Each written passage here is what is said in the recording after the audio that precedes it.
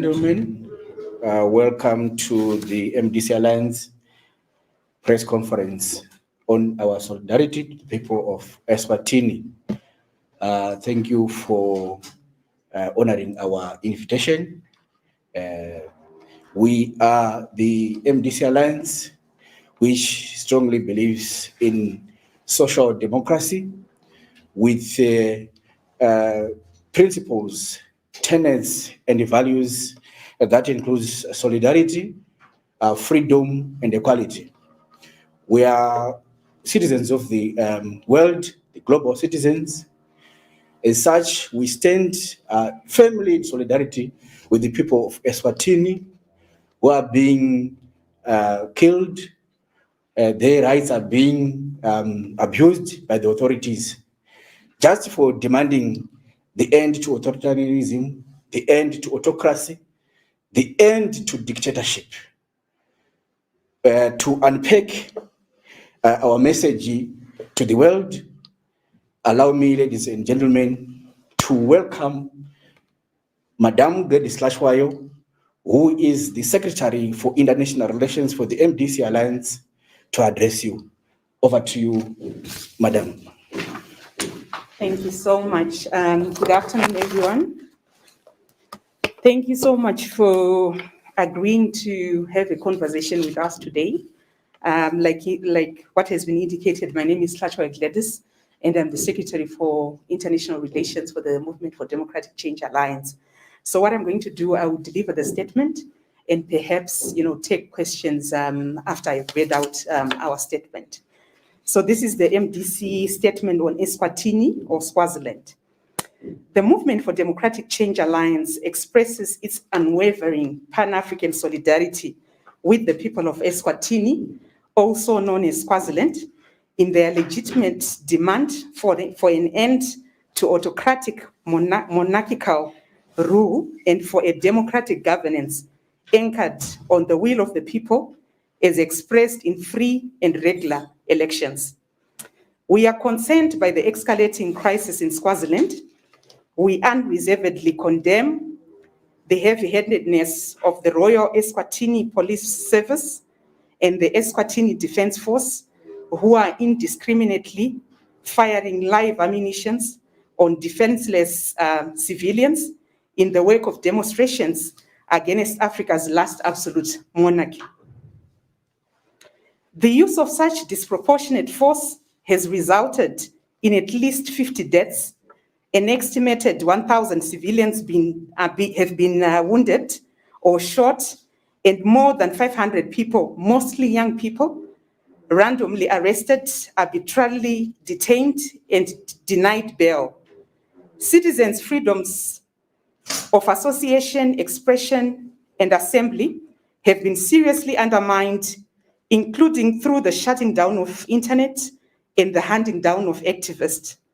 The current protests followed a grossly undemocratic decree that banned protests and the delivery of petitions to government officials as well as members of parliament, effectively closing democratic channels for people to freely express themselves and air their grievances. The genesis of the crisis in Eswatini or Swaziland can be tracked back to the Proclamation number 7 of 12 April 1973 by King Sobhuza II that abolished multi-party democracy in favor of an absolute monarchy that has since ruled the country with an iron fist. The 2005 Constitution did not guarantee freedom of association, and political parties remained banned. Repressive legislation such as the 2008 Suppression of Terrorism Act and the 1938 Sedition and Subversive Activities Act has severely restricted democratic and civic space and have been deployed to target human rights defenders such as trade unions, students, churches, journalists, civil society groups, and political activists. The political situation in Eswatini is exacerbated by the huge inequalities where King Mswati III is believed to have a net worth in the region of USD 500 million, and only those close to the royal family have comfortable lives, whilst more than 60% of citizens are living on less than USD $1.09 a day. Swaziland is ranked 138th of 189 countries in the latest 2020 Human Development Index and has the 10th highest income inequality in the world. So just to highlight the economic situation that is in that particular country, the socio-economic situation. The autocratic rule in Swaziland violates regional, continental, and international principles of human rights, democracy, and the rule of law, as coded in the various statutes, including the SADC Treaty, the African Charter, and the African Charter on Human and People's Rights, the International Covenant on Civil and Political Rights, to which Swaziland is a state party. We appeal to the Eswatini government to uphold its domestic and international obligations on the respect of human rights, democracy, and the rule of law. Human rights abuses against defenseless citizens must stop. The military must return to the barracks, and an independent investigation into the atrocities must be done to ensure accountability. An absolute monarchy has no place in the 21st century, and the political system in Swaziland must evolve and be aligned to the wishes and aspirations of Amaswati. We salute the governing African National Congress and the economic freedom fighters in South Africa for standing with the people of Swaziland. We urge all fellow Africans and the international community to support Eswatini democratic movement in their just cause for a democratic country. In line with our global agenda to provide solidarity to other struggles for democracy, we reiterate demands of the pro-democracy movement in Eswatini, in particular the following. Number one, an inclusive political dialogue. Number two, unbanning of political parties. Number three, a transitional authority. Number four, a new democratic constitution. Number five, a multi-party dispensation anchored on free, fair, and credible elections. Fundamental political and economic reforms are central to ending autocracy, reducing extreme poverty, and improve the lives of ordinary citizens in Swaziland. We submit that an inclusive dialogue underwritten by SADC and the African Union remains the only plausible, peaceful path to resolving the current crisis. Whilst we were concerned by the failure of SADC to consult a broad church of stakeholders during the recent fact-finding mission in Eswatini, we welcome the subsequent statement by the chairperson of SADC organ on politics, defense, and security, His Excellency President Masisi, to the effect that SADC will undertake a second mission to engage the pro-democracy movement. We appeal to SADC to treat the Eswatini crisis with the urgency it deserves by immediately commissioning the second mission to avert further catastrophe and unnecessary loss of property and life. We firmly believe that autocratic governance has no place in our beloved continent, in line with our own Agenda 2021 and the African Union Agenda 2063. Eswatini must be free from autocracy.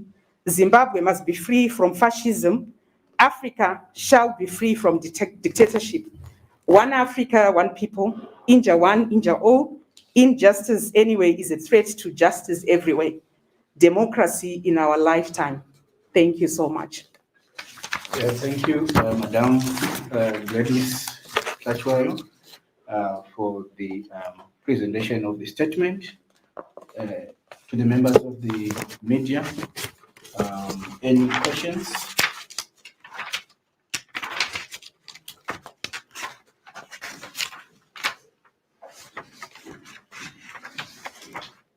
Your name and your media house? So, my name is Blessed Mhlanga. I'm from Heart and Soul TV and Radio. My question is, some people have accused you as the MDC Alliance of failing to take action with just address press conferences. Unlike the people of Eswatini, we have taken the destiny in their own hands. What is your view to that?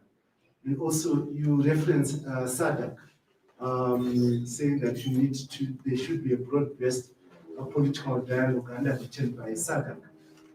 Do you have faith in SADC, given that in the past you've complained that it has failed, especially in Zimbabwe, and it has ignored what you have termed a crisis in Zimbabwe by actually Dr. Texas declaring that there's no crisis in Zimbabwe, and has failed to look at your issues and your complaints over the past few years, or actually over the past lot of years that the MDC Alliance has complained to SADC? Thank you. Thank you so much, Blessed, for that question. For those questions, I think there were two questions. I will start with the SADC one. You were asking, do we have faith in SADC? SADC is an institution that is supposed to serve the interest of the SADC citizens. And we are SADC citizens. Where we have, issues in terms of how it is responding to the issue on the ground, I think as citizens, we do have rights to be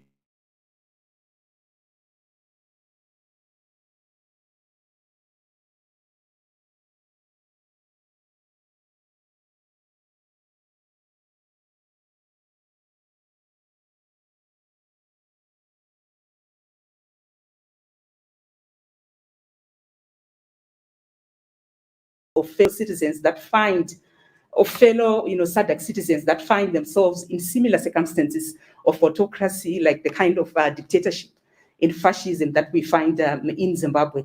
So we will not tire as the Movement for Democratic Change Alliance. We will continue to engage.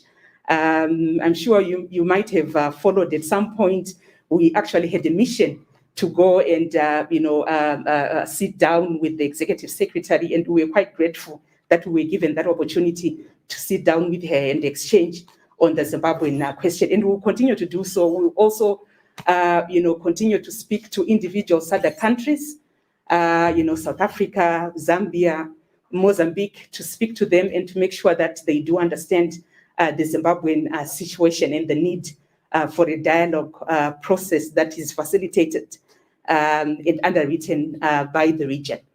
So I think that's how I answered your first question, Blessed. Your second question on what we are doing as the Movement for Democratic Change, given what is happening in Eswatini.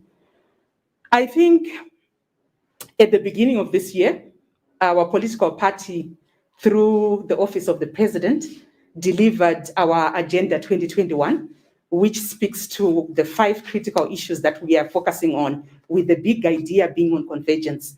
We are focusing, very strongly on the convergence aspect and make sure that, we converge with the pro-democracy movement, the entirety of the pro-democracy movement in Zimbabwe, to deal with the question, in the country, and to be able to respond, to the situation that we find ourselves in.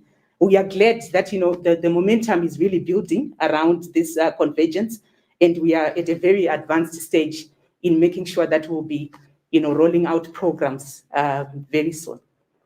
Thank you. Any other question? Is it a follow-up? Sure. Or a different one? Both. Both. Yeah. Thank you. Just. My question was direct. Do you have faith in SADC? Do you have faith in SADC? And also, are there any lessons that the MDC Alliance has drawn from Eswatini? Well, I think I have answered, Blessed. It looks like you're looking for a particular answer, but like what I've said, SADC is an institution of the people of SADC, and as SADC citizens, we'll take SADC to task where we feel there are shortfalls.